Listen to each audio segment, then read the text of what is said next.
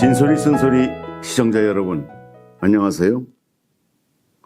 김원호입니다. 오늘은 우리나라의 권력 구조에 대한 이야기를 해보고자 합니다. 저는 진소리 쓴소리 13화 제7공화국을 열자에서 우리나라의 권력 구조를 내각 책임제로 바꿔보자고 제언했었습니다. 그 뒤로 여기저기서 제7공화국이란 단어가 눈에 자주 띕니다만 안타까운 점도 없지 않습니다. 제7공화국의 권력 구조에 대해 다양한 의견을 표명하는 것이 문제가 아니라 자기의 주장을 강하게 관철시키고자 사실을 왜곡하는 것이 문제라는 뜻입니다. 그 가운데 가장 안타까운 것은 변희재 씨의 주장인데 내각 책임제로 개헌하자는 사람들을 박지원 씨와 연결된 쓰레기로 취급하는 발언입니다. 그것은 도를 넘어도 한참 넘은 것이 아닌가 생각합니다. 우리나라가 내각 책임제를 채택하면 어떤 문제가 대두될 수 있다고 말하면 좋으련만 박지원 씨와 연결된 쓰레기라고 얘기하니 참으로 불쾌했었습니다. 꼭 그렇게 말해야만 했는지 언제고 기회가 되면 그 진위를 따져 묻고 싶습니다. 변희재 씨에 비하면 품격 있게 내각 책임제를 반대하는 분도 계셨는데 유튜브에서 군사 TV를 운영하는 신인균 씨였습니다. 저는 신인균 씨와는 견해를 달리하지만 그분이 주장하는 바를 듣고 내각 책임제에 대해서 다시금 생각해보는 시간을 가졌습니다. 그는 이웃나라인 중국이 갖는 자유민주주의에 대한 체제 위협 때문에 내각 책임제는 우리나라에 적합하지 않다고 주장했습니다.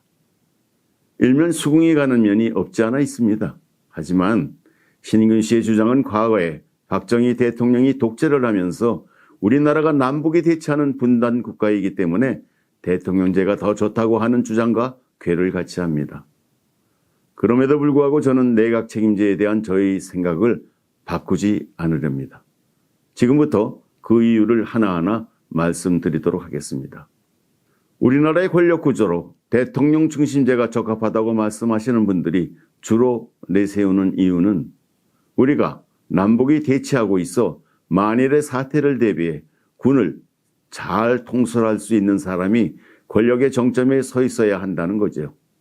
동시에 국가의 최고 지도자만큼은 내 손으로 직접 뽑자는 직선제에 대한 열망 또한 크다고 봅니다. 그런데 문제는 대통령 중심제가 정치적 책임성에 있어 지나치게 경직되어 있다는 점입니다. 이번 12.3 망상 계엄을 통해서도 드러났지만 대통령의 순간적인 판단 착오로 인해 군이 국민에게 총뿌리를 겨누는 친위 쿠데타의 불상사가 언제든지 일어날 수 있기 때문입니다. 또 다른 문제점은 대통령에게 권한이 집중되는 바람에 국무총리나 장관이 대통령의 정책에 대한 자기 의견을 자기 책임 아래 대통령에게 하지 못한다는 겁니다. 대통령이 신이 아닐진데 한나라의 국정 전반을 일일이 신정할 수는 없는 노릇이시죠. 그런데 국무위원인 국무총리와 장관은 대통령에 의해 발탁되고 임명된 사람들입니다. 대통령의 뜻에 거슬리는 일과 행동을 하기 쉽지 않습니다. 예스맨이 되기 쉽다는 뜻이죠. 그 빈틈을 뒤집고 들어가는 것이 흔히 말하는 비선실세라 부르는 자들입니다. 그들은 대통령 선거 과정에서 합법적이지 못한 일을 처리해주는 대가로 그 자리에 앉습니다. 옛날로 치면 일종의 공신인 셈인데 대통령의 약점이나 치부를 알고 있다면 더 기세가 등등합니다. 만에 하나 대통령의 깜냥이 안 되는 사람이 대통령의 자리에 올랐다면, 다시 말해 바지 대통령이 선출되었다면 비선실세는 더욱 설치게 됩니다.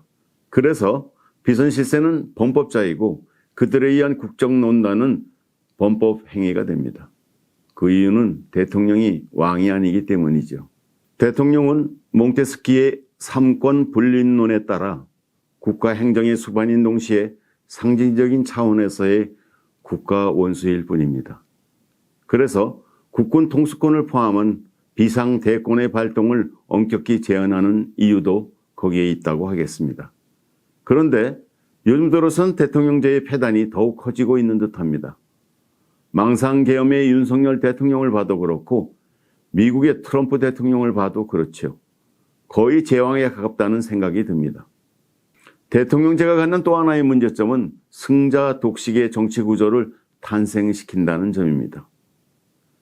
대통령 선거에 승리한 사람이 대통령으로서 헌법과 법률에 명시된 인사권은 국무총리와 대법원장 및 대법관 13명, 헌법재판소 재판관 중 3명, 중앙선관위원 3명, 행정부 장차관 등 정무직 140개 안팎, 공공기관 임원 150여 개 가량이라고 합니다. 그 모두를 합쳐봐야 300개 이상 되지 않습니다. 그렇지만 이보다 훨씬 많은 범위에서 대통령의 영향력이 인사권으로 작동하는 게 현실입니다. 영남 일보의 정치부에서 오랫동안 활약했던 송국건 기자는 대통령의 영향력이 미치는 자리가 18,000개 이상 된다고 자신의 책 대통령의 사람 쓰기에서 분석했습니다. 이렇게 승자 독식으로 인사권이 행사되다 보니 국가정책이 일관성이 결여된 측면도 없지 않습니다. 정권이 바뀌고 나면 몇 달 동안은 인사 문제로 몸서리를 앓고 언론을 통해 낙하산 인사라는 말을 심심치 않게 듣게 됩니다. 대통령 선거에 대한 보훈 차원에서 정무직이 아닌 전문직에까지 대통령의 영향력이 미치다 보니 대통령 임기 내내 잡음이 끊이질 않습니다. 전문성을 결여한 대통령의 인사권은 국가 정책의 난맥상뿐만 아니라 국가 예산의 낭비를 초래합니다. 그에 비해 내각 책임제는 주권자인 국민에 대한 정치적인 책임에 있어서 유연합니다. 의회가 정부인 내각을 불신임할 수 있고 내각도 의회를 불신임할 수 있을 뿐만 아니라 장관으로 임명되는 사람이 나름대로 정치력이 검증된 사람들이기 때문에 협치가 가능하다는 장점이 있습니다. 신인균 씨는 내각 책임제를 실시하면 권력이 분산되어 중국 같은 사회주의 국가가 불법적인 방법으로 우리나라의 내정에 간섭하거나 국가 기밀을 빼낼 수 있다고 걱정합니다만 저는 반드시 그렇지 않다고 봅니다. 신인균 씨가 걱정하는 일은 내각 책임제에서만 일어나는 일이 아닙니다. 그런 일은 대통령실의 참모를 대상으로 대통령제에서도 얼마든지 일어날 수 있는 일입니다. 다시 말해 대통령제냐 내각 책임제냐 하는 권력구조의 문제가 아니라 사람의 문제라는 뜻입니다. 내각 책임제의 권력구조가 대통령제에 비해 약간 느슨해 보이기는 하지만 국가 간이 뚜렷하고 능력이 있는 정치인을 국회의원으로 뽑아서 그 가운데 정책 수행 능력이 검증된 사람들로 내각을 구성하면 신인균 씨가 걱정하는 일이 일어나지 않으리라고 저는 봅니다. 따라서 중국을 핑계로 내각 책임제를 반대하지는 않았으면 합니다. 대통령제가 내각 책임제보다 더 안정적이고 효율적이라는 생각은 정치 심리적인 착시라고 볼 수 있습니다. 내각 책임제가 대통령제보다 더 좋은 장점은 국회의원을 선출하는 선거제도를 합리적으로 운용할 수 있다는 겁니다. 일반적으로 대통령제에선 단순 다수 대표제인 소선거구제로 국회의원을 뽑습니다. 소선거구제는 당선자가 한 명이기 때문에 유권자들이 후보자에게 투표하기 쉽다는 장점이 있지만 사표가 많이 발생한다는 단점도 있습니다. 22대 총선에서 전체 유권자의 득표차는 5.4%에 불과했지만 의석수의 차이는 1.8배나 차이가 났다는 데서 그 문제의 심각성을 알 수가 있습니다. 소선거제는 득표수가 많은 후보가 무조건 당선되는 구조이므로 특정 정당 혹은 인물에게만 표가 쏠리는 현상도 나타납니다. 거대 정당의 공천을 받으면 당선될 확률이 높다는 건데 패거리 정치의 위험성을 안고 있습니다. 이렇게 되면 전체 국민의 의사와는 무관하게 소수당 또는 무소속 후보자는 낙선될 확률이 높아집니다. 단순 다수 대표제의 특성상 양당제로 귀결되어 좋은 정책을 기반으로 하는 정치가 아닌 진영 논리에 기초한 정치가 자리 잡게 되어 정치 발전의 저해 요소로 작용할 뿐만 아니라 공천과 둘러싼 부정부패의 폐해도 심각하게 됩니다. 반면에 내각 책임제에서는 상대 다수 대표제인 중대선거구제로 국회의원을 뽑게 됩니다. 중대선거구제는 당선자가 한 명이 아니라 두세 명이기 때문에 다양한 유권자의 의견이 정치에 반영되면서 정치 갈등을 완화시켜 준다는 장점이 있습니다. 다만 하나의 정책이 세워지고 실행되는 데 있어서 소선거구제로 구성하는 국회보다 시간이 더 걸린다는 측면이 있습니다. 하지만 이 점이 반드시 단점이라고 할 수는 없다는 것이 제 생각입니다.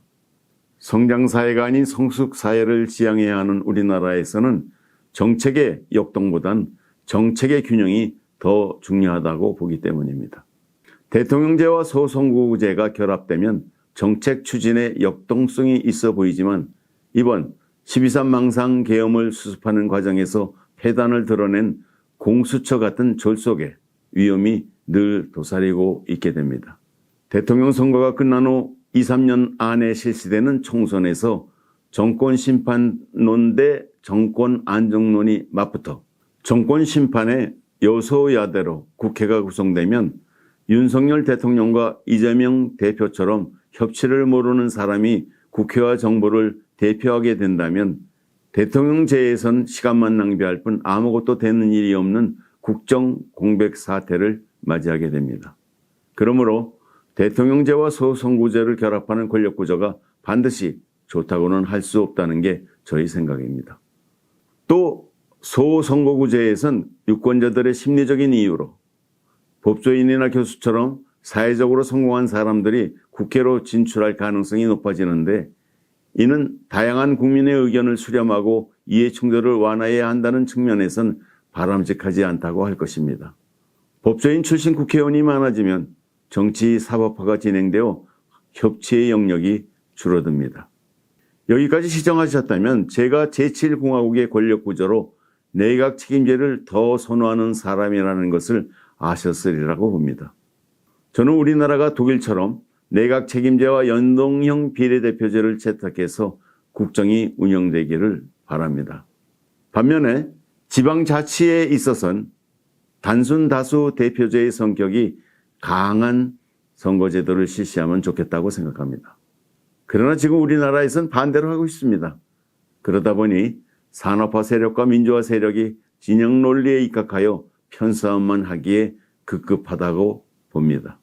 진짜 정치는 인연 대립이 아니라 민생 안정이라는 말씀을 드리면서 찐소리 쓴소리 24화를 마칩니다. 윤 대통령에 대한 탄핵 심판이 끝나는 날까지 평정심을 유지하면서 건강하시기 바랍니다. 감사합니다. 구독, 좋아요, 알람 설정은 CRTV 제작에 큰 힘이 됩니다.